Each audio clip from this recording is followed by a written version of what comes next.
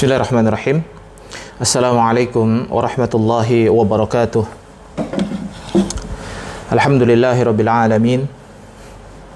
Allahumma salli wa sallim wa barik ala nabiyyina Muhammadin wa ala alihi wa sahbihi ajma'in. Subhanaka la ilma lana illa ma 'allamtana innaka antal alimul hakim.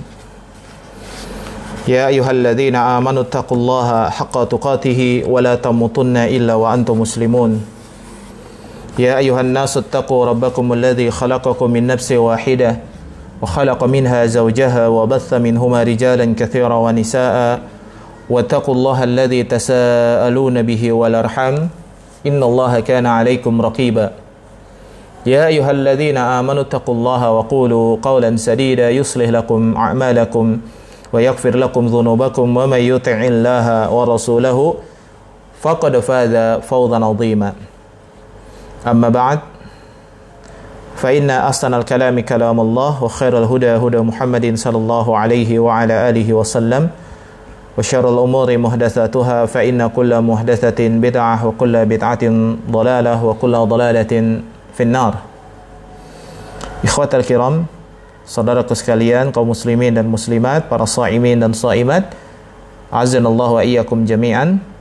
Alhamdulillah, kita bersyukur kembali dipertemukan oleh Allah Subhanahu wa taala dalam kajian live di FB dan juga di Instagram. Semoga Allah Subhanahu wa taala senantiasa menjaga kita semua dari perkara-perkara yang buruk dan juga dari perkara-perkara yang dapat menjatuhkan kita ke dalam apa-apa yang dibenci oleh Allah Subhanahu wa taala. Dan kita berharap kepada Allah senantiasa memberikan petunjuk kepada hati kita untuk senantiasa berada di atas agama yang benar. Untuk senantiasa berada di atas agama yang benar. Dan Allah berikan petunjuk kepada hati kita untuk senantiasa jauh dari perkara yang dibenci oleh Allah Subhanahu wa taala. Dari perkara-perkara dunia dan juga perkara-perkara ibadah dan perkara-perkara yang sifatnya adalah muamalah kehidupan kita di dunia ini.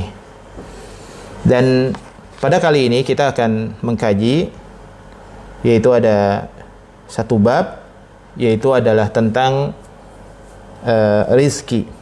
Itu tentang fikih daripada rizki. Sebagaimana kita faham bahwa fikih itu artinya adalah aturan, ketetapan dan juga ketentuan-ketentuan yang ditetapkan untuk menjadikan sesuatu itu menjadi lebih baik, sehingga teratur, terarah, dan tidak bersembarangan. Begitupun kita sebagai seorang muslim, hendaklah kita memiliki fikih, khususnya dalam urusan rizki. Karena sesungguhnya rizki adalah merupakan salah satu perkara yang banyak menyita perhatian daripada manusia pada umumnya. Ada mereka yang memahami rizki adalah sesuatu yang mereka makan. Ada juga mereka yang memahami rizki sesuatu yang membahagiakan hati mereka dari rizki-rizki dunia. Ada juga di antara mereka yang memahami rizki adalah apa-apa yang Allah berikan daripada kecintaan Allah berupa ibadah dan kesempatan untuk beramal saleh dan kenikmatan dalam mendekatkan diri kepada Allah Subhanahu wa taala. Maka rizki yang kita maksud pada hari ini adalah rizki yang ditetapkan oleh Allah Subhanahu wa taala kepada setiap hambanya. Dan urusan rizki, Allah Subhanahu wa taala sudah menjamin.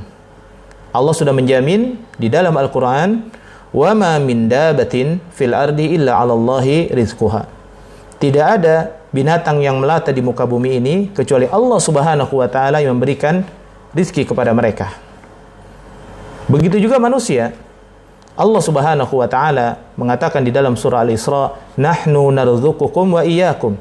Sesungguhnya kamilah yang memberikan jaminan kepada kalian terhadap rizki kalian, dan sesungguhnya kamilah yang akan mencukupi kebutuhan kalian.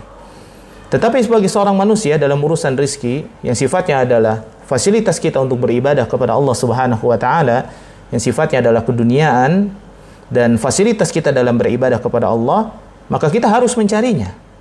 Tidak boleh seseorang ini berpangku tangan, kemudian dia tidak berinovasi, tidak mencari jalan-jalan kebaikan yang dengannya dia mendapatkan rizki, dengannya dia menjadi sebab, yaitu datangnya rizki Allah Subhanahu wa taala kepada dirinya. Maka satu dari sabda Nabi sallallahu alaihi wasallam, Rasulullah bersabda, "Ya ayuhan nas, ittaqullaha wa ahsinu fit talab." Wahai manusia, bertakwalah kalian kepada Allah Subhanahu wa taala dan perbaikilah cara kalian dalam mencari rizki dari Allah Subhanahu wa taala, dalam meminta dan juga berharap kepada Allah dalam urusan rizki keduniaan. Dan juga kata Nabi SAW, فَإِنَّهُ لَنْ تَوَفِّي أَحَدُكُمْ حَتَّى تَسْتَوْفِي لَهُ رِزْقَهُ. Ini menjadi ketetapan dan dalil keyakinan di dalam diri kita bahwa tidak akan pernah mati seseorang kecuali sudah Allah sempurnakan baginya rizki yang ditetapkan oleh Allah Subhanahu wa ta'ala. Maka hendaklah kita bertawakal kepada Allah dalam urusan rizki. Karena tidak mungkin rizki seseorang itu bertukar dengan rizki orang lain. Dan tidak mungkin rizki yang Allah tetapkan kepada seseorang yang seharusnya dia mendapatkannya, kemudian dia tidak mendapatkannya karena terhalangi oleh orang lain, itu tidak. Karena rizki itu sudah ditetapkan oleh Allah Subhanahu wa ta'ala takaran-takarannya. Dan kita harus benar-benar memiliki sifat qanaah terhadap rizki tersebut. Kecuali dalam urusan ibadah. Dalam urusan ibadah kita tidak boleh berqanaah. Kita harus senantiasa fastabiqul khairat, berlomba-lomba dalam kebaikan, senantiasa menginginkan dan berharap kepada Allah Subhanahu wa taala kebaikan yang banyak dan tidak pernah puas dengan amalan-amalan soleh yang kita lakukan. Itu dalam urusan ibadah. Karena kita memiliki sifat al-hub wal khauf wal raja, ya, itu ada di dalam diri kita, rasa cinta kepada Allah, kemudian rasa takut kepada Allah, ya, dan juga rasa harap kepada Allah Subhanahu wa taala. Adapun dalam urusan rezeki dunia kita berqanaah. Karena tidak mungkin Allah Subhanahu wa taala menetapkan sesuatu kepada hambanya tanpa takaran.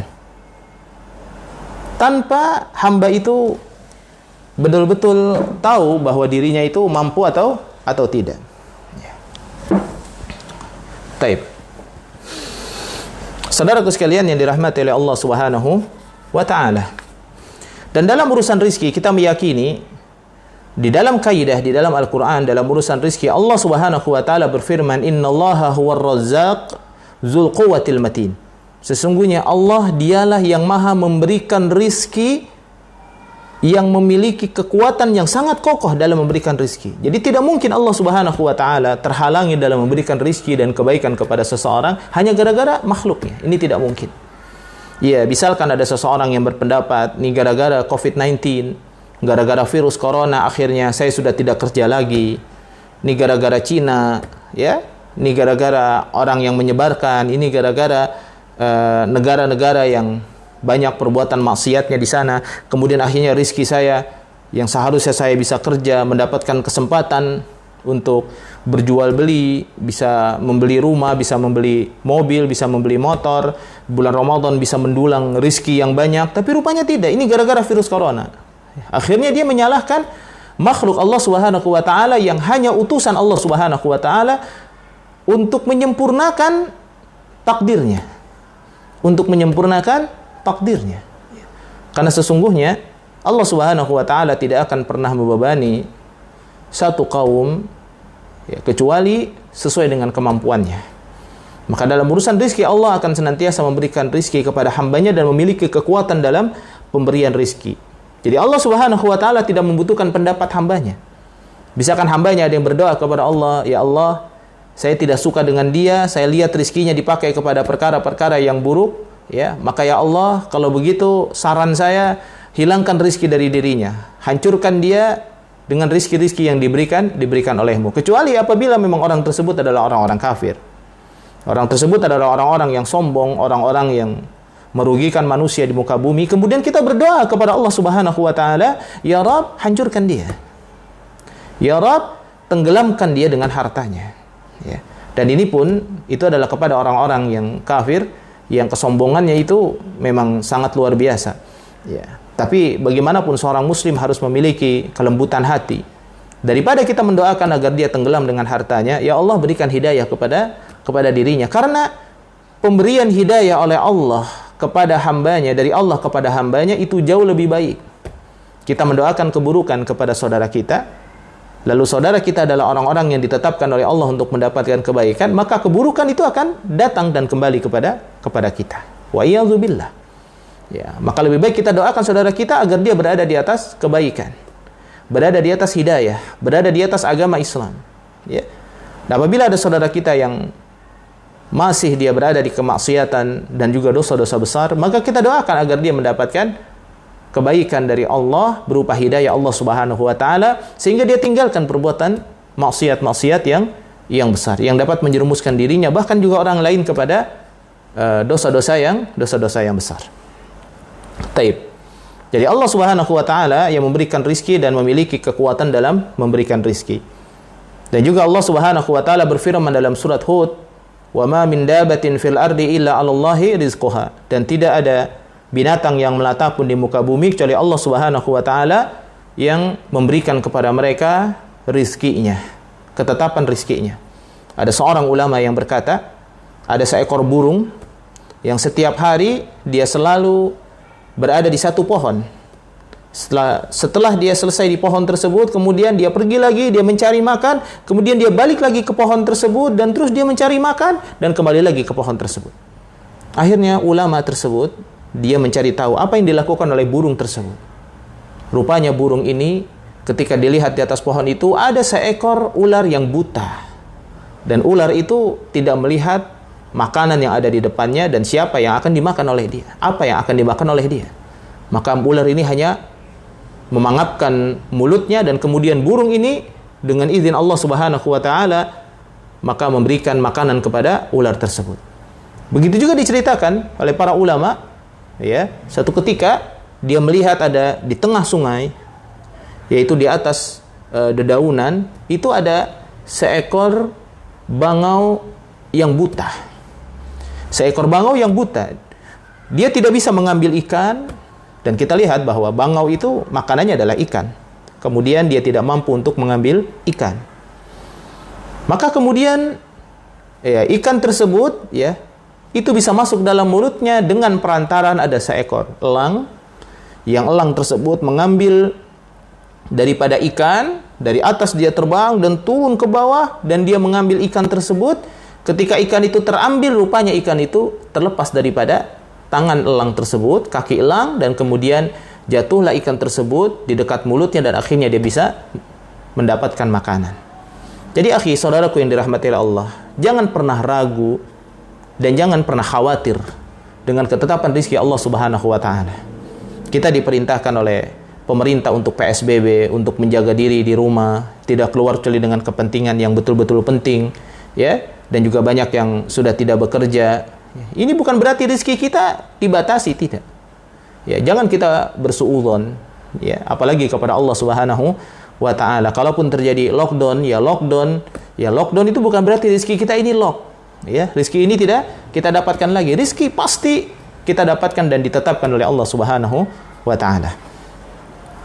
Kemudian Allah Subhanahu wa taala, wa idza ra'au tijaratan aw lahwan yufaddu ilaiha tarakuka qa'ima. Qul ma indallahi khairu minallahi wa minat tijarah wallahu khairul raziqin. Allah adalah sebaik-baiknya pemberi rizki. Dan apabila mereka melihat perniagaan itu atau permainan, mereka itu bubar untuk menuju kepadanya, dan mereka tinggalkan kamu sedang berdiri sendiri berkhutbah. Katakanlah apa yang di sisi Allah itu lebih baik daripada permainan dan perniagaan, dan Allah Subhanahu wa taala maha sebaik-baiknya maha pemberi rizki. Maka seorang hamba jangan sampai dia tergoda ketika dia beribadah kepada Allah Subhanahu wa taala, kemudian dia tergoda dengan perbuatan-perbuatan yang menyimpang, permainan yang seharusnya dia bisa memanfaatkan waktunya dengan amalan-amalan saleh, dia bisa membaca Al-Qur'an, kemudian dia malah disibukkan dengan game-game, ya, dia disibukkan dengan permainan-permainan, ya, yang pada akhirnya subhanallah mereka meninggalkan kebaikan. Ya, dan ingatlah bahwa sesungguhnya rizki itu datangnya dari Allah Subhanahu wa taala. Ya. Maka saudaraku yang dirahmati oleh Allah Subhanahu wa taala, ya, adapun rizki itu pemahamannya sangat luas sekali. Ya, rizki itu pemahamannya sangat luas sekali. Dan kita tidak membahas tentang definisi daripada rizki, ya. Intinya adalah pada hari ini kita akan bahas yaitu rizki. Salah satu kita untuk mendapatkan rizki itu adalah dengan cara berjual beli. Ya, dengan cara berjual beli. Jual beli di dalam Islam ya itu memiliki berbagai macam cabang. Ya. Ada di dalam Islam itu jual beli yang seseorang itu menukar barang dengan satu yang lainnya. Ada juga jual beli di dalam Islam yang dia menukar jasa tenaganya ya, dan dia mendapatkan bayaran terhadap jasanya tersebut. Dan ini lebih banyak ya, misalkan dia seorang karyawan atau dia adalah seorang pekerja, kemudian dia dibayar atas pekerjaan-pekerjaannya ya. Maka di dalam jual beli tersebut ya, yang kita cari adalah pelarangan terhadap jual beli yang seperti apa, dilarang oleh Allah Subhanahu wa ta'ala. Karena dalam urusan jual beli ya, semuanya kita boleh melakukan jual beli dengan cara apapun. Ya, boleh berjual beli dengan cara apapun. Boleh menawarkan kepada orang lain dengan cara apapun, menjual produk apapun. Selama di dalamnya tidak ada larangan dari Allah Subhanahu wa ta'ala. Kalau di dalamnya terdapat larangan, maka kita wajib meninggalkan. Karena dalam urusan muamalah, diantaranya adalah jual beli, yang kita cari adalah dalilun ala tahrimiha, yaitu dalil yang mengharamkan. Apakah ada yang mengharamkan? Jika tidak, maka silakan kita lanjutkan. Apabila ada yang mengharamkan ya, dan juga disepakati oleh para ulama tentang keharamannya, maka kita tinggalkan. Baik. Saudaraku sekalian yang dirahmati oleh Allah Subhanahu wa ta'ala. Ya, sebelum kita melanjutkan kajian tentang jual beli, ada beberapa kaidah-kaidah terlebih dahulu agar kita memahami ya bahwa apa yang Allah Subhanahu wa ta'ala berikan kepada kita itu adalah baik. Dan apabila itu adalah urusan-urusan dunia ya, kebaikannya itu dilihat daripada kehalalan dan keharamannya. Jadi tidak semua pemberian Allah itu baik kepada seorang hamba dalam urusan dunia. Harus dilihat daripada apakah ini halal ataukah ini haram. Karena memang ini adalah zamannya. Sebagaimana sabda Nabi SAW, akan datang kepada manusia satu zaman yang mana la yubali ahadukum bima akhadhal mal am min halali am min haram.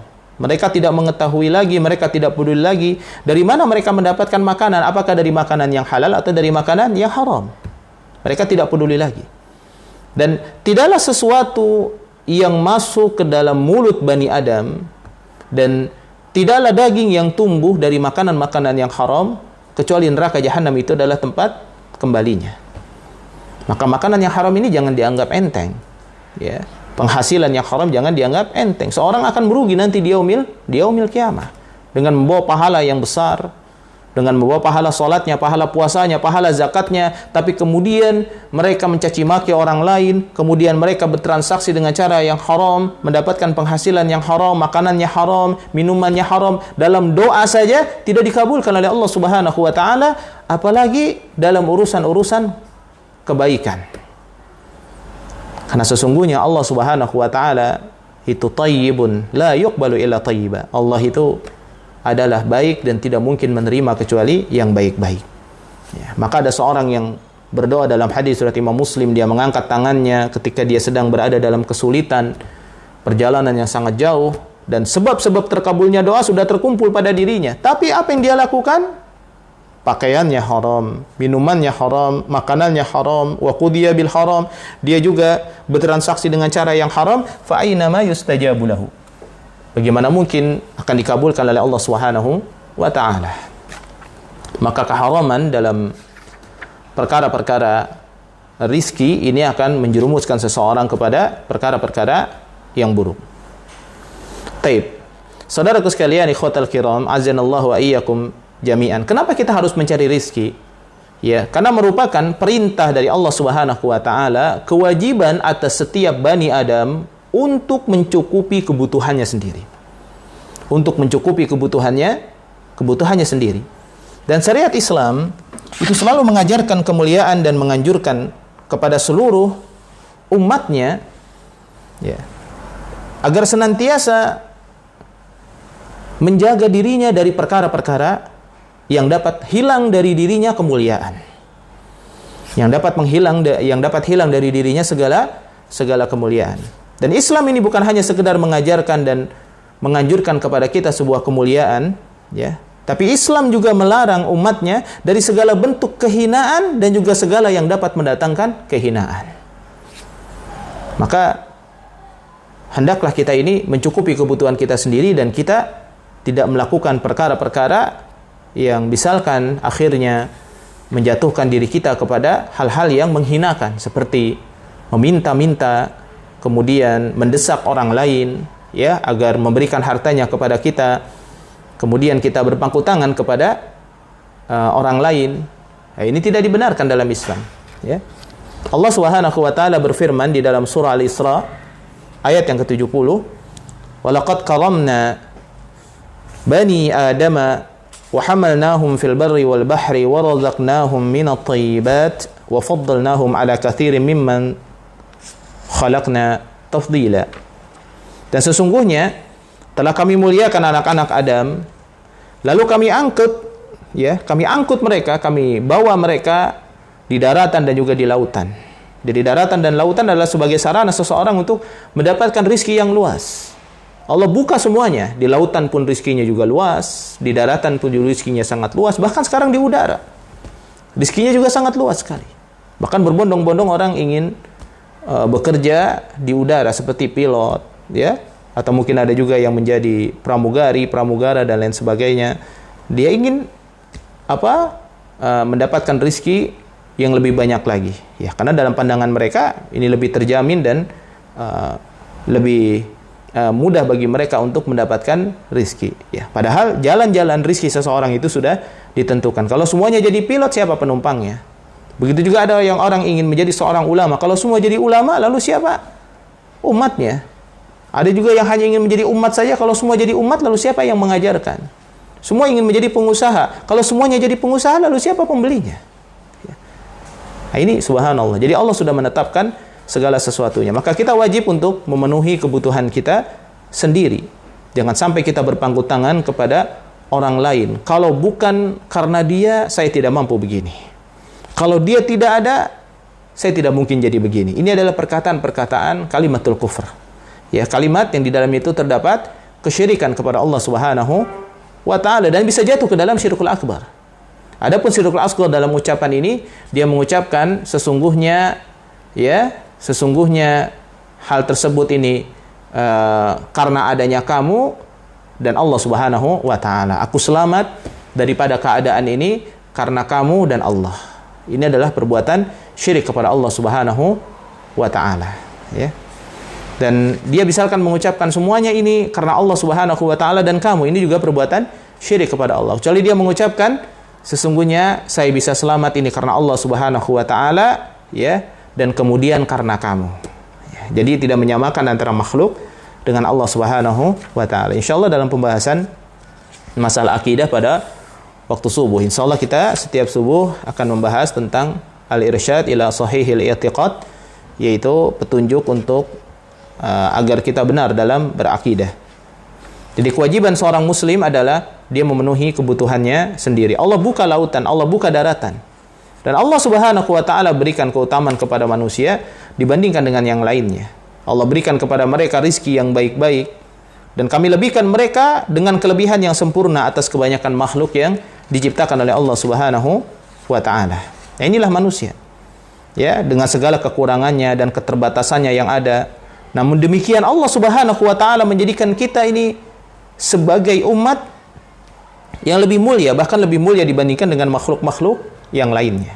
Allah berikan fasilitas-fasilitas kepada kita untuk tidak menghinakan diri, ya. Maka tidak dibenarkan orang menghinakan diri untuk mencari rezeki, misalkan dia datang kepada berhala, ya, datang kepada binatang. Ini juga tidak dibenarkan. Ini adalah perbuatan syirik yang sangat besar. Ya. Kemudian Allah Subhanahu wa taala berfirman, "Huwallazi khalaqa lakum ma fil ardi jami'an." Sesungguhnya dialah Allah Subhanahu wa taala yang menjadikan segala yang ada di bumi ini adalah untuk kalian. Semua ada di bumi adalah untuk kalian. Bukan berarti untuk satu orang, tidak. Tetapi ketika seseorang mencari penghidupan di dunia ini, mencari rizki Allah Subhanahu wa taala, lalu dia menjalankan sebabnya, maka Allah Subhanahu wa taala pasti akan memenuhi kebutuhannya. Allah pasti akan memenuhi kebutuhannya. Adapun seberapa besar kebutuhannya, ya, seberapa penting kebutuhannya, ya, seberapa cukup dia, itu adalah ketentuan dari Allah Subhanahu wa taala. Allah lebih tahu, ya, seberapa besar kebutuhan seorang hamba, ketetapannya seperti apa, Allah lebih tahu. Kita jangan mendikte Allah. Kita mengatakan kepada Allah, ya Allah, kenapa hanya segini? Ini kurang kalau untuk saya. Ya Allah, kenapa hanya segini? Padahal saya membutuhkannya segini. Masya Allah. Ya. Kemiskinan dan kekayaan adalah ketetapan dari Allah Subhanahu wa ta'ala. Maka Imam Ibnu Mas'ud radhiyallahu ta'ala anhu, dia mengatakan, ya, beliau berkata, aku tidak peduli apakah Allah Subhanahu wa ta'ala memberikan kepadaku menjadi orang yang kaya atau menjadi orang miskin. Apabila Allah berikan kepadaku kekayaan, aku bersyukur. Dan apabila Allah berikan kepadaku kemiskinan, maka aku bersabar. Dan mana yang lebih utama, apakah kaya bersyukur atau miskin yang bersabar? Dua-duanya sama. Yang paling bagus di antara orang kaya yang bersyukur dan miskin yang sabar adalah yang paling pandai dalam bertakwa kepada Allah Subhanahu wa ta'ala. Semakin besar takwa seseorang kepada Allah Subhanahu wa ta'ala, dan semakin besar tawakal seorang hamba kepada Allah Subhanahu wa ta'ala, maka dia akan mendapatkan posisi yang terbaik di hadapan Allah sebagai seorang hamba yang dicintai oleh Allah Subhanahu wa ta'ala, dan Allah akan memenuhi kebutuhannya. Dan ingat janji dari Allah Subhanahu wa ta'ala, ya, in tattaqullaha yaj'al lakum makhraja wa yarzuqhu min haitsu la yahtasib wa may yatawakkal 'ala Allah fa huwa hasbuh. Sesungguhnya siapa yang bertakwa kepada Allah, maka Allah Subhanahu wa ta'ala akan memberikan jalan keluar dari masalah yang dihadapi. Kalaupun masalah yang dihadapi tidak kunjung selesai, berarti Allah menginginkan dirinya semakin dekat dengan Allah Subhanahu wa ta'ala dan semakin berhusnudzon. Semakin berhusnudzon, oh iya, memang apa yang ditetapkan oleh Allah itu adalah baik buat saya. Dan jangan sampai dia sudah mengangkat tangannya ke atas langit dengan terus ingin berdoa kepada Allah agar Allah berikan rizki kepada dia, menyelesaikan masalahnya, memberikan mobil, memberikan rumah, memberikan motor, mencukupkan kebutuhan hidupnya, misalkan dengan makanan-makanan, mendapatkan gaji, pekerjaan yang bagus dan dagangan yang laris, ya, melimpah. Lalu dia mengangkat tangannya beberapa waktu. Kemudian Allah Subhanahu wa ta'ala, ya, menunda untuk memberikan hal tersebut, dan dengan hikmah Allah Subhanahu wa ta'ala, Allah lebih mengetahuinya. Maka kemudian dia akhirnya menurunkan tangannya dan dia akhirnya tidak berdoa kepada Allah Subhanahu wa ta'ala. Ini tidak dibenarkan hal-hal yang demikian.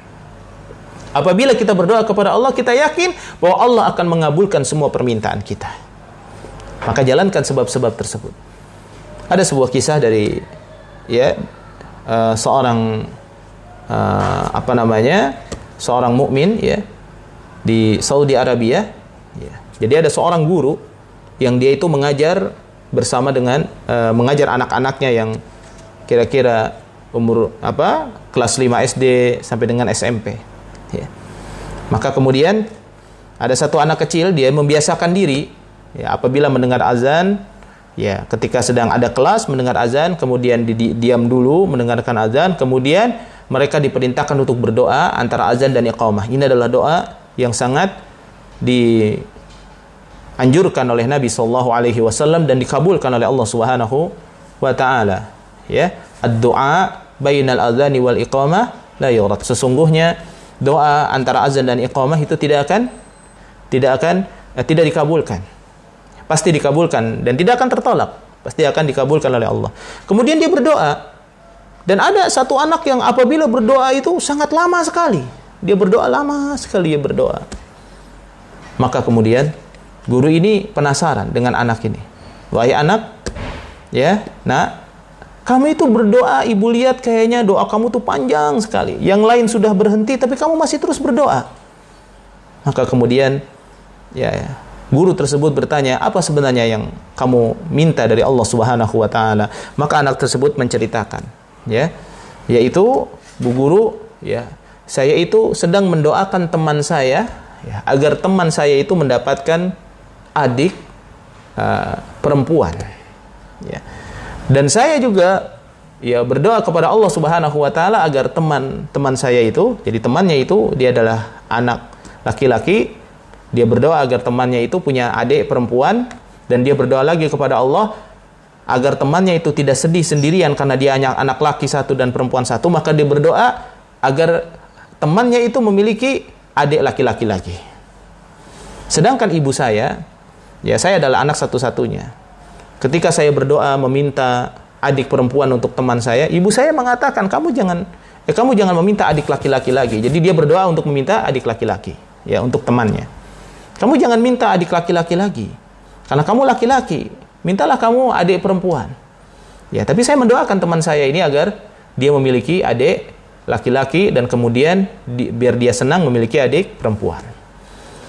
Maka kemudian selang beberapa waktu dan akhirnya guru tersebut sudah lupa dengan kisah ini.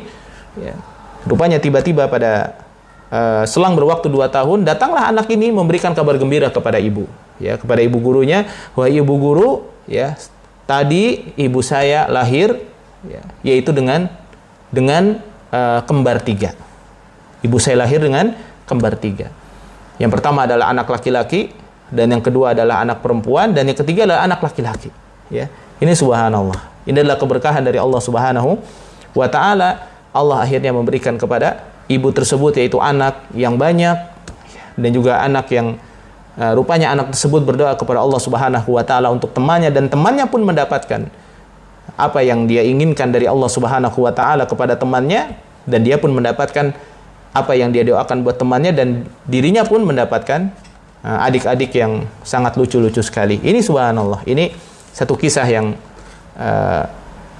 bisa menjadi inspirasi bagi kita bahwa seorang muslim ketika berdoa kepada Allah jangan pernah dia menurunkan tangannya, karena Allah Subhanahu wa Ta'ala pasti akan memberikan apa yang kita inginkan daripada kehidupan dunia kita. Dan apabila dilihat oleh Allah Subhanahu wa Ta'ala itu dalam takdirnya itu adalah baik, ya, maka Allah akan takdirkan kepada kita. Dan apabila itu tidak ditetapkan oleh Allah untuk kita, ya, kita bersabar. Semuanya akan diberikan oleh Allah Subhanahu wa Ta'ala, itu nanti di akhirat kelak terhadap apa yang kita minta. Taib. Jadi kita diwajibkan oleh Allah Subhanahu wa Ta'ala untuk memenuhi kebutuhan kita sendiri. Dan selanjutnya, untuk memenuhi kebutuhan kita, kita tidak boleh meminta-minta. Kita tidak boleh meminta-minta. Banyak orang yang dia akhirnya meminta-minta kepada orang lain, berpangku tangan, mengandalkan orang lain. Ya, ini perkara yang tidak benar. Karena meminta-minta di sini itu akan membawa kepada azab nanti di yaumil qiyamah. Sebagaimana sabda Nabi sallallahu alaihi wasallam di dalam hadis muttafaq alaih. Kata Nabi sallallahu alaihi wasallam, "Ma yazalur rajulu yas'alun nasi hatta ya'ti yaumal qiyamati laisa fi wajhihi muz'atu lahmin." Ini adalah peringatan kepada kita. Sesungguhnya seseorang yang terus-menerus meminta-minta kepada orang lain, kelak pada hari kiamat akan datang dalam keadaan di wajahnya tidak terdapat daging, walau hanya sekerat saja, walaupun hanya sedikit saja, tidak ada daging, melainkan tulang saja semua di mukanya tersebut. Apabila meminta-minta, ya. Meminta-minta di sini adalah bukan meminta, misalkan seorang istri yang meminta kepada suaminya, ya, suami meminta bantuan istrinya, anak meminta kepada orang tuanya, ini berbeda.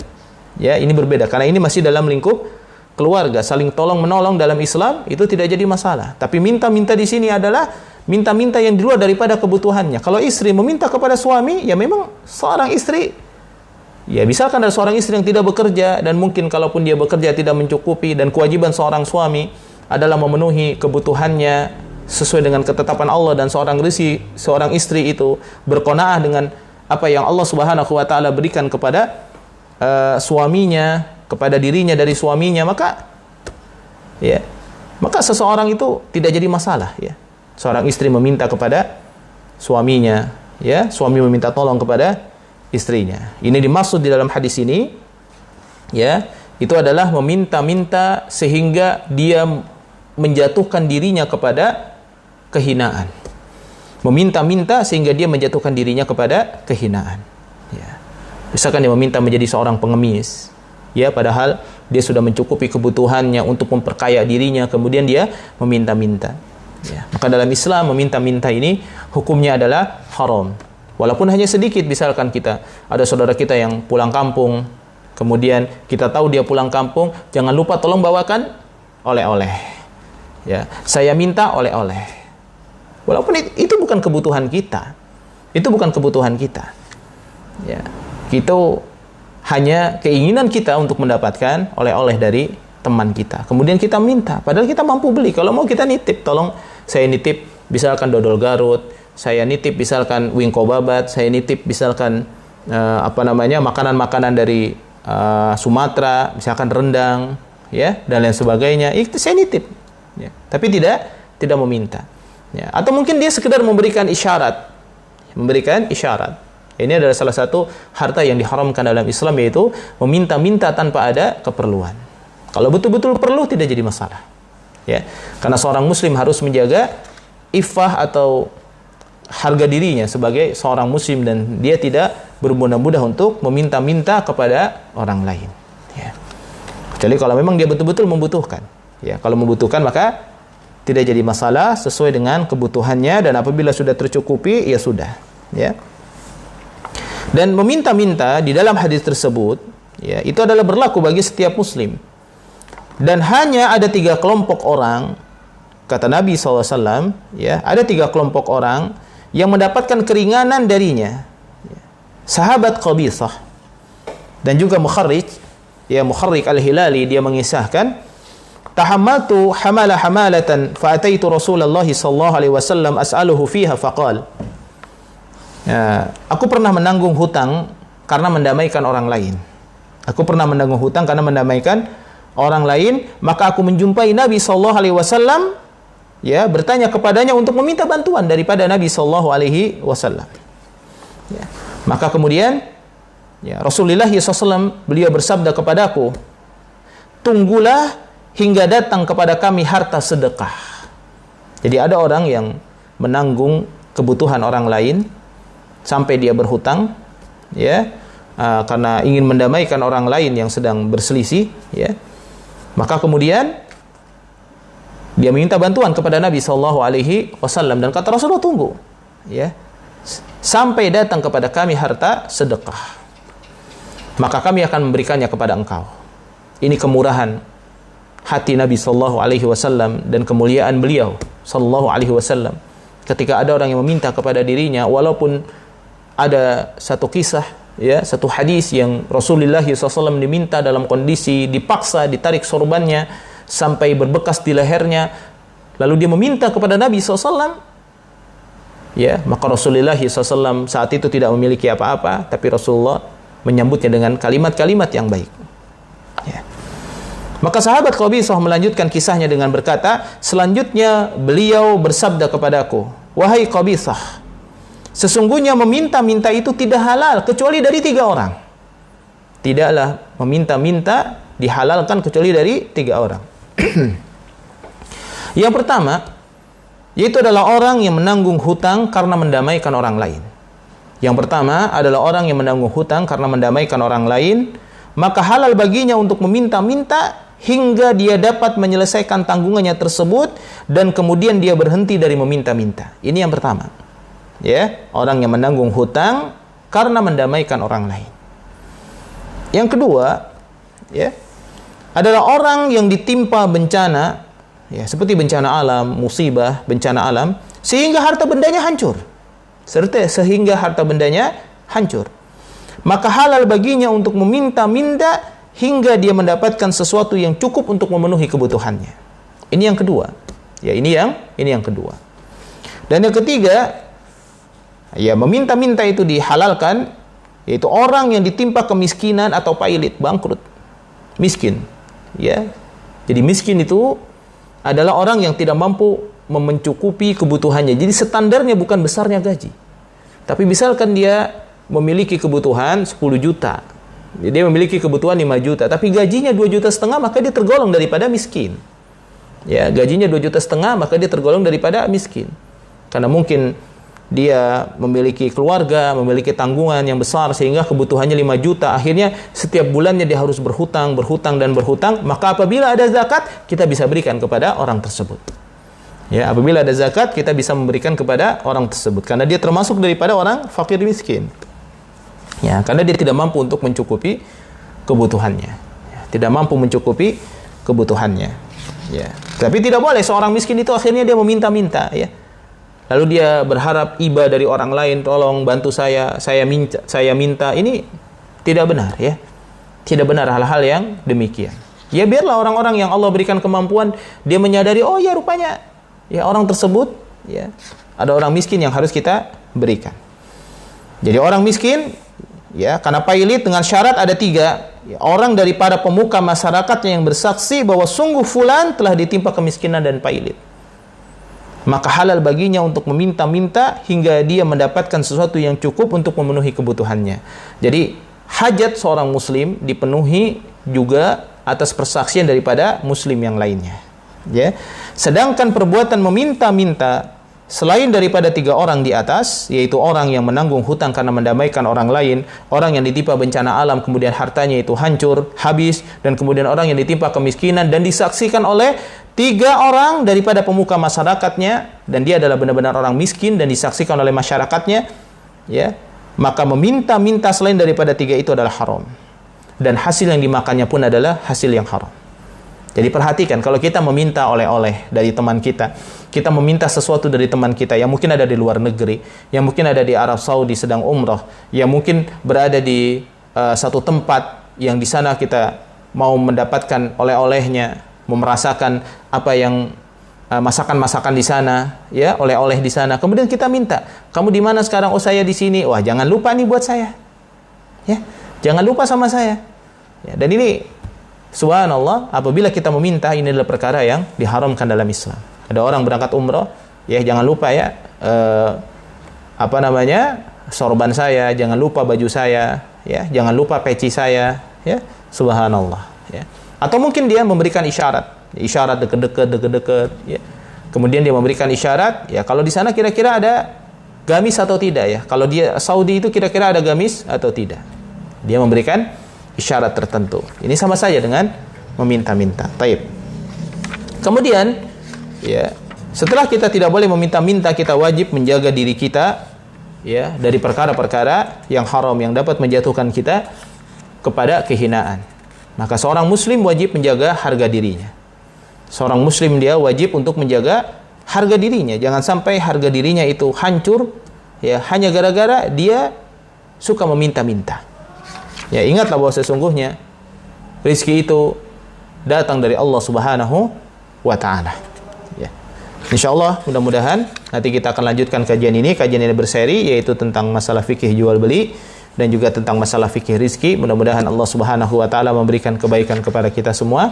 Adapun pertanyaan nanti bisa disampaikan oleh antum semua, dan mudah-mudahan ini adalah Ramadan yang ketiga buat kita. Ini adalah malam Ramadan ketiga. Kita bisa melaksanakan tarawih tadi bersama dengan keluarga, dan juga jangan lupa tilawatil Quran, ya. Apabila satu hari 1 juz, maka setiap waktu salat kita 2 lembar, ya.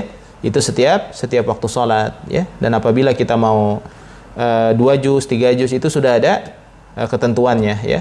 4 lembar, 4 lembar, 6 lembar, sehingga kita bisa mengkhatamkan Al-Quran lebih banyak di bulan Ramadan. Jangan sia-siakan waktu kita dengan bermain game, dengan melihat sesuatu yang tidak bermanfaat. Lebih baik kita pergunakan untuk mendengarkan kajian, ya, online para asatidzah. Kemudian kita juga bisa mempelajari ilmu-ilmu agama di rumah dengan membaca buku dan juga membaca Al-Quranul Karim.